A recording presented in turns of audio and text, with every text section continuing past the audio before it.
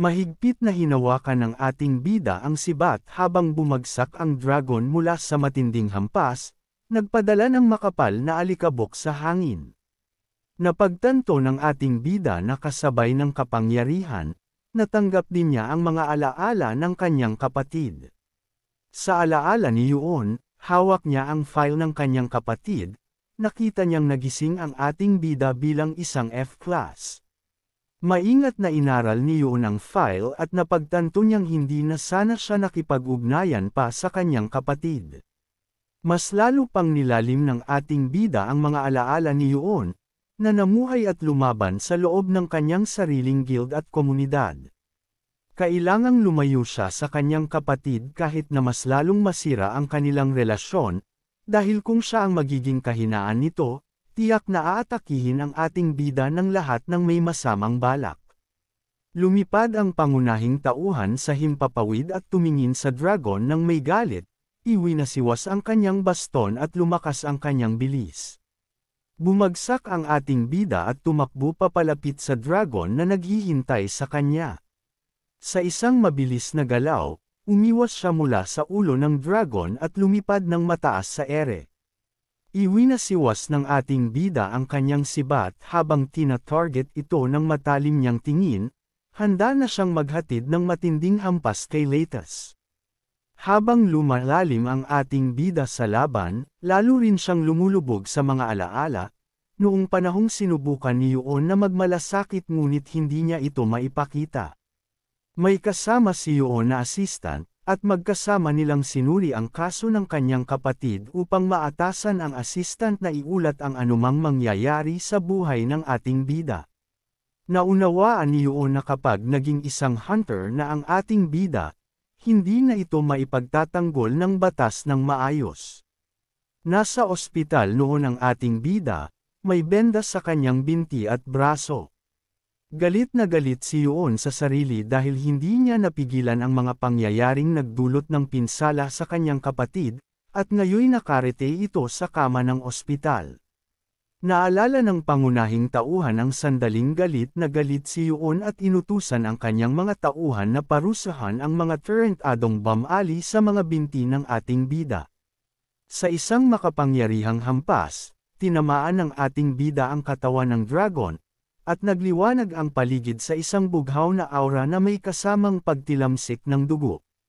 Naalala ng ating bida ang napakasakit na sandaling siya'y hawak-hawak ng mga gwardyang dapat sana'y nagpo-protekta sa kanya.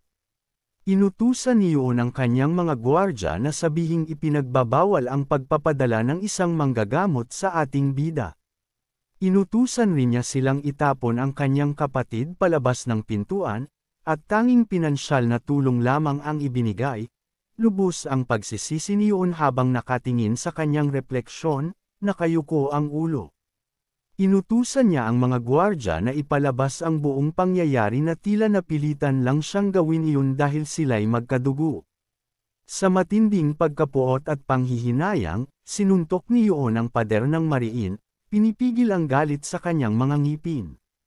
Naunawaan niyang mas mabuti pa para sa kanyang kapatid ang sitwasyong iyon kaysa hayaang mamatay ito sa loob ng dungeon. Labis ang hiya ni Yuon sa kanyang kapatid at sa isipan ay paulit-ulit siyang humingi ng tawad sa ating bida. Naupo si Yuon sa sahig, ipinatong ang kanyang ulo sa nakabuhol na mga braso, damang-dama ang kirot at galit sa nangyari. Buong puso niyang hiniling na sana'y hindi na pumasok ang ating bida sa dungeon, anumang mangyari. Sa dungeon kung saan naroon ngayon ang ating bida, habang nakikipaglaban sa isang mabangis na halimaw, biglang bumuhos ang ulan.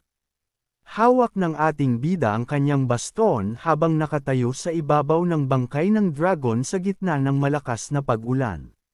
Nakalugmok sa lupa ang ulo ng dragon, nakabuka ang bibig at nakalawit ang dila, wala ng buhay. Nakita ng ating bida ang buong kronolohiya ng mga pangyayari sa sarili niyang mga mata, at ngumiti siya ng may mapanlinlang na ngiti.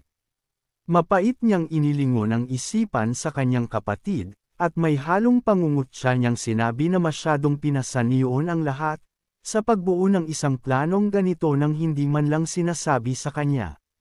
Basang-basa ang ating bida mula sa malakas na ulan habang mahigpit pa ring hawak ang kanyang baston, at bigla siyang napangisi ng may halong pangungutya. Naisip niya kung ano na ngayon ang dapat niyang gawin sa ganitong sitwasyon, dahil hindi niya inaasahan ang mga nangyari. Napagtanto niyang siya rin ang pumihil sa buong hangarin at sakripisyo ng kanyang nakababatang kapatid dahil sa kanyang ugali. Ang bangkay niyon ay nakahiga sa ibabaw ng isang malaking bato. Parang natigilan ang ating bida sa sandaling iyon, nakatayo lang siya, hindi makagalaw, at buong kamalayang iniisip ang kanyang magiging kapalaran.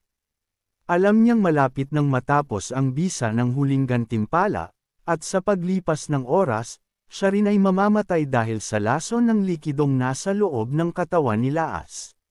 Naisip ng ating bida kung ano kaya ang gagawin niya kung sakaling mabuhay pa siya. Biglang lumitaw ang isang shortcut kasabay ng isang abiso, nakamit ng ating bida ang isang imposibleng tagumpay sa pamamagitan ng pagpatay sa dragon. Malungkot na tiningnan ng ating bida ang icon na nag-aanunsyo na iginawad sa kanya ang maalamat na titulo ng Dragon Slayer. Napanganga ang pangunahing tauhan nang biglang lumabas ang sunod-sunod na mga abiso ng mga gantimpala sa harap niya. Bilang gantimpala, binigyan siya ng 10 gate stones, 5 acquired class 1 liquids, at ang dakilang espada ng Scarlet Dragon. Ang pinakamahalagang bagay ay ang Wishing Stone, isang kristal na kayang tumupad ng kahit anong kahilingan. Tiningnan ng ating bida ang nagniningning na kristal na lumulutang sa ere sa ibabaw ng patay na dragon. Naglalabas ito ng matinding liwanag. Naisip ng ating bida kung ano ang kahilingang dapat niyang ibigay. Bigla niyang tinaas ang kamay patungo sa kristal at humiling, na muling buhayin ang kanyang kapatid. Ngunit isang abiso ang lumabas, maari kang humiling ng kahit ano, maliban sa muling pagbuhay ng patay. Umupo ang ating bida sa tabi ng bato at tiningnan ito ng may pagkabigla. Labis siyang nanlumo at hindi niya alam kung anong hiling ang dapat niyang gawin ngayon. Inimagine ng ating bida ang sarili sa isang bagong anyo, nakatayo sa gitna ng isang tawiran habang umuulan, at lumilingon sa paligid. Naisip niya, paano kung maging pinakamalakas na hunter ako? Ipinakita ni Bayang ating bida ang kanyang sarili bilang isang tanyag na tao nang lumabas ang kanyang mukha sa malalaking screen sa lungsod. Naisip rin niya na sa pagkakataong ito, baka makuha na niya ang papel na matagal na niyang kinaiinggitan, na sana'y hiniling niya na lang ang isang mas mataas na karangalan. Pinag-aalangan na ng pangunahing tauhan ang kanyang kahilingan. Nakayuko ang ulo niya habang nakatayo sa ilalim ng malakas na ulan, isang itim na silweta na may espada sa likod.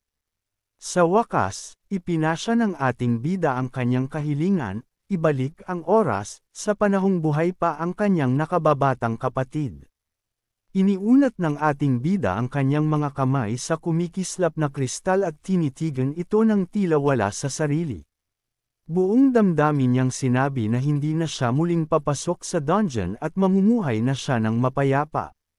Napansin niyang ibinalik siya ng kristal sa sandaling hindi pa siya nagising bilang hunter, kahit pa mga hulugan ito ng pagsisisi sa hinaharap. Ang mga pira-pirasong liwanag mula sa kumikislap na kristal ay lumulutang sa ibabaw ng kanyang mga palad. Isang abiso ang lumabas, sigurado ka bang nais mong ibalik ang oras, Eugen? Malungkot na tiningnan ng ating bida ang bato at tahimik na sinabi na ito na ang kanyang huling desisyon. Biglang lumaganap ang maliwanag na sinag ng liwanag at hangin mula sa kristal. Mahinahon niyang ipinikit ang kanyang mga mata at hinintay ang kanyang magiging kapalaran, alam niyang hindi na niya muling hahayaan mangyari ang lahat ng iyon. Nagulat ang ating bida nang matagpuan ang sarili sa ibang lugar. Tumaas ang kanyang kilay sa pagkabigla. Nakakaraniwang kasuotan siya ngayon at nakaupo sa isang sofa, lumilinga-linga. Isang malaki at maliwanag na opisina ang kinaroroonan niya. Tiningnan niya ang kanyang mga kamay, sinusubukang hanapin ang mga pagbabago. Doon niya napagtanto na nasa pangunahing gusali ng Abyss Guild siya, ang samahan ng kanyang nakababatang kapatid. Naisip niya, nasa nakaraan na nga ako. Agad niyang inilabas ang kanyang cellphone at tiningnan ang petsa at oras. Nanlaki ang kanyang mata, bumalik siya 5 taon sa nakaraan. Nag-isip siya kung bakit sa lugar na ito siya ibinalik. Kinuha niya ang kanyang cellphone at mas masusing pinag-aralan ang petsa. Saka lang niya naalala, iyon ang araw kung kailan niya nakilala ang broker sa panahon ng kanyang paggising bilang hunter. Muling binalot ang ating bida ng masasaklap na alaala, kung paano siya hinayla ng isang galit na lalaki na nakaputing polo. Naalala niyang pumasok siya noon sa gusali, wala siyang kaalam-alam na isa pala itong scam. Bitbit ang perang inipon, nahuli siya at dinala sa lugar na iyon. Naisip niya noong mga oras na iyon, na baka sakaling mahabol pa niya ang kanyang nakababatang kapatid. Maaaring magising siya, iniunat ng ating bida ang kanyang kamay sa sofa at tila na-freeze sa sandaling iyon, napagtanto niyang panibagong yugto na ito ng kanyang buhay. Narinig niya ang mga yapak ng kanyang kapatid na papalapit na sa silid. Unti-unting bumukas ang pinto. Itinuon ng ating bida ang nagulat niyang tingin sa kanyang kapatid na pumasok, nakangiwi ito, halatang hindi natuwa.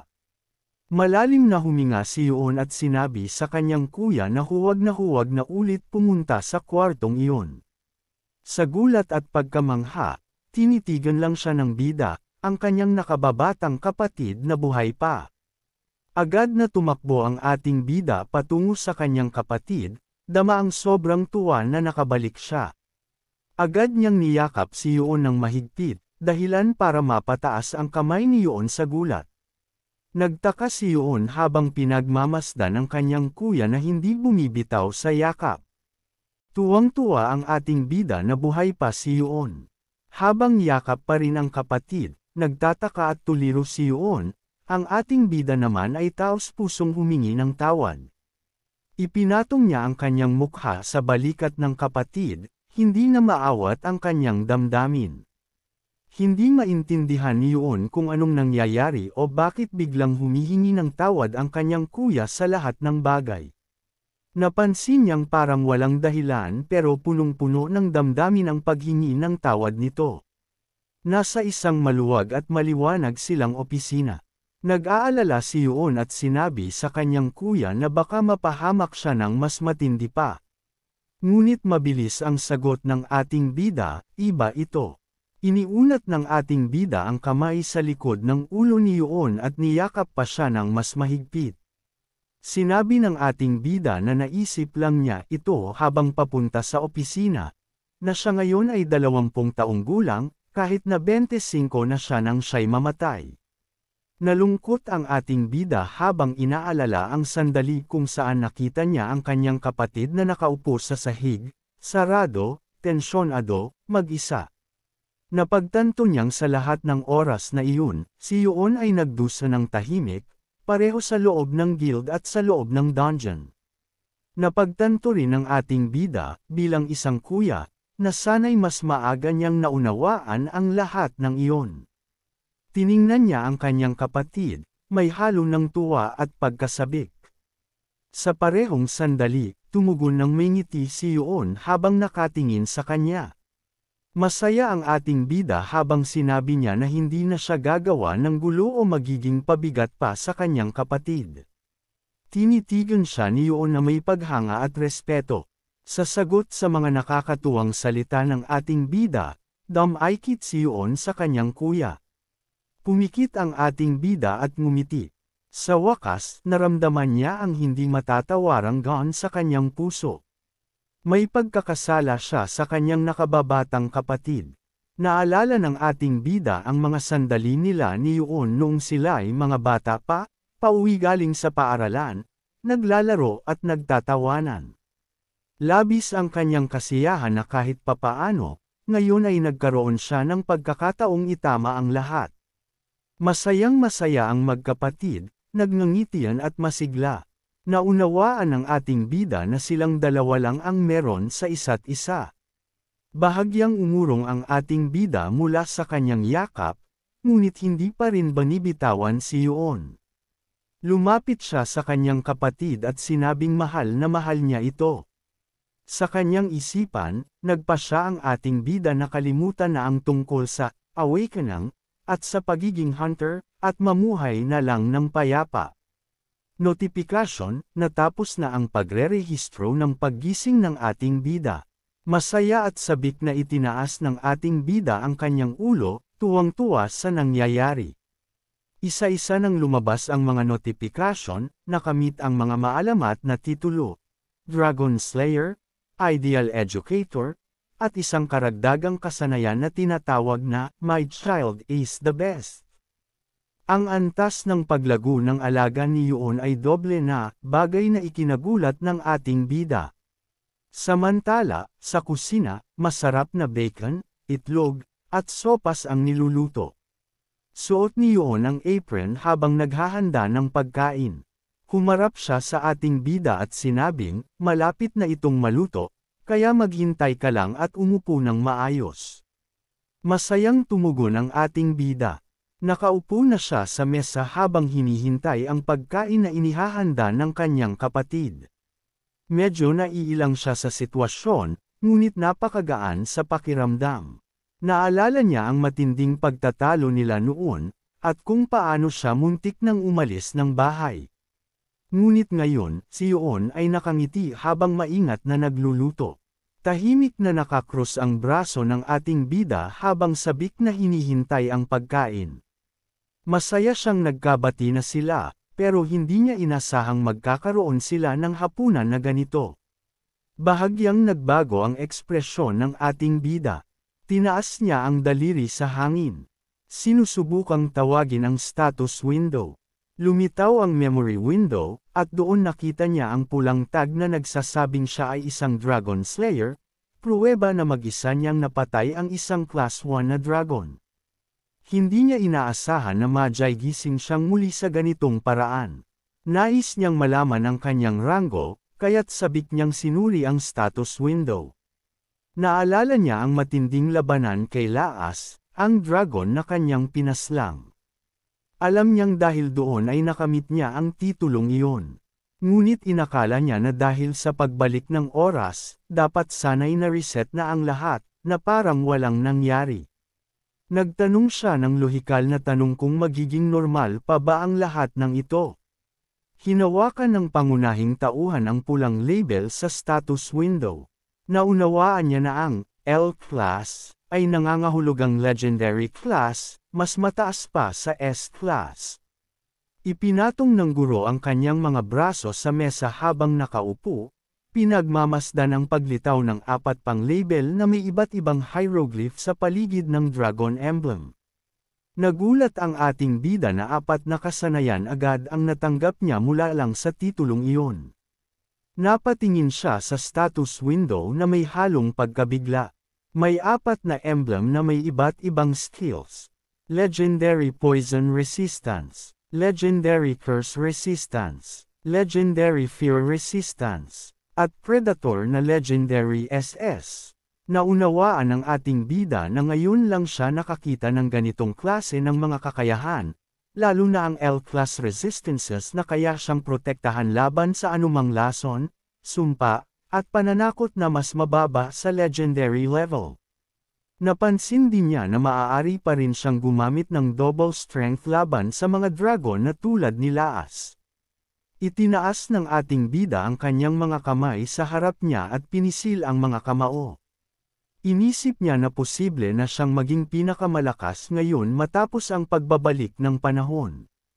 Patuloy siyang nakatitig sa kanyang skill window habang nakasara pa rin ang mga kamao, ng determinasyon. Inisip ng ating bida ang isang labanan laban sa isang dragon. Ang kanyang kapatid at kasamahan ay sinusubukang umiwas sa paparating na mga atake. Napansin nila kung gaano kalakas ang kapangyarihan ng dragon, at tila ito na ang katapusan para sa kanila. Binuka ng dragon ang bibig nito at handa nang magbuga ng nakal-alasong pag-atake. Naunawaan ni Yuon na kapag nadikit sila sa lason ng dragon, tiyak ang kanilang kamatayan. Ngunit biglang narinig ang tinig ng ating bida sa gilid, sumisigaw sa kanila na umiwas. Iniharang ng pangunahing tauhan ang kanyang katawan kay Yuon, nakabuka ang mga braso sa gilid bilang proteksyon. Ibinato ng ating bida ang isang mapanlinlang na ngiti sa kanyang kapatid. Napansin niyang dumating siya sa eksena at may sarkastikong tanong kung ano raw ang dapat gawin sa lason. Kumislap ang ating bida, kasabay ng isang maliwanag na bumalot sa kanya, habang nakangiti ng maligaya. Tiningnan siya ni Yuon na may pagtataka, habang sinasabi ng ating bida na ang nakamamatay na lason ay tila isang refreshing shower, lamang para sa isang tunay na hunter. Napansin ni Yuon na ang kanyang kapatid ay cool. Itinaas ng ating bida ang kamao, mayabang ngunit pa ng pagmamahal, at inisip kung paano niya buhat ang kanyang nakababatang kapatid sa kanyang mga bisig. Para sa kanya, ito na ang simula ng alamat ng ating bida, Dragon Slayer. Ang pangunahing tauhan, na inspirado sa ideyang iyon ng kanyang bagong buhay, ay nag-click sa screen. Naiintindihan ng ating bida mula sa kanyang status window na ganito siya magiging pinakamalakas na hunter at magiging maganda ang kanyang buhay. Napansin niya na siya ang naging unang kinatawan ng LCL class.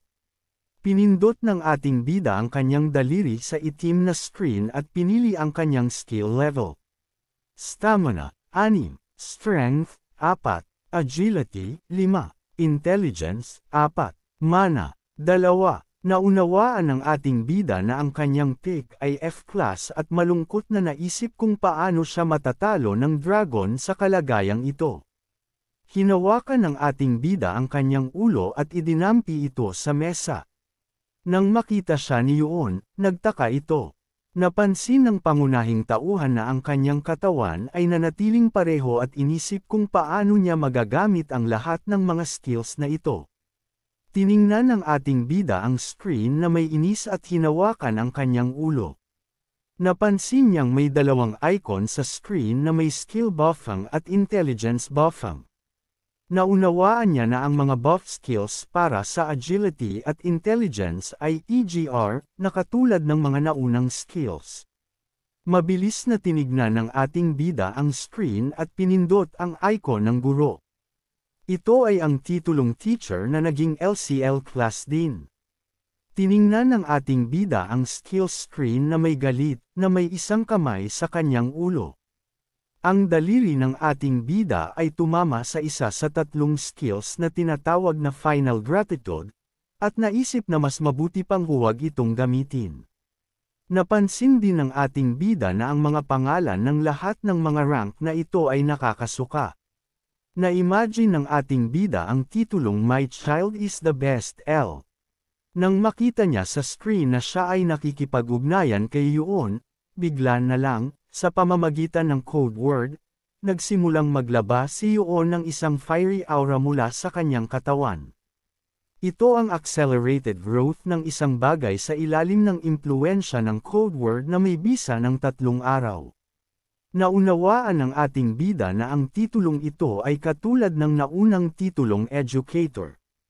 Tiningnan ni Yuon ang ating bida ng may pagtataka, at labis na nagulat sa pagbilis ng growth rate. Na-realize ng ating bida na magiging 2 beses na mas mabilis at malakas si Yuon kaysa sa ibang hunters. Naisip ng ating bida na lahat ng ito ay maaaring magamit gamit ang skill na tinatawag na Our Child is so incredible SS.